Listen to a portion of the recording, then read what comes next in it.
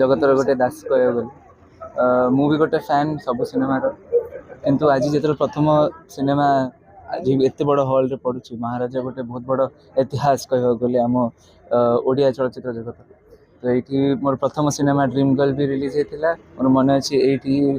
हाथ टणाटणी हो सब आम जाइलु सभ्य भाई सब जाइलु आज मोर सिनेमा ये रिलीज है तो बहुत खुशी लगे कौन सभ्य भाई सहित कौन सीन थिला सभ्य भाई सीन सीन नहीं जो आमर ड्रीम गर्ल सिनेमा चलचित्र थिला प्रीमियर टा अशोक सर ही से मत प्रथम थर लॉन्च करते एज ए चाइल्ड आर्टिस्ट तो मत बेस्ट चाइल्ड आर्टिस्ट अवार्ड मिलता ता सहित जो आम जाऊँ ये एंट्रेंस रे बहुत गुड़े क्राउड थिला बहुत टणाटरा होता कौटी माने इवेन हाथ भी खंडिया हो जाता सभ्य भाई तो बहुत जिन मन पड़ुछि किंतु आज मुझे बहुत खुशी लगुच कि आज मोर सिनेमा लड़े ये रिलीज होची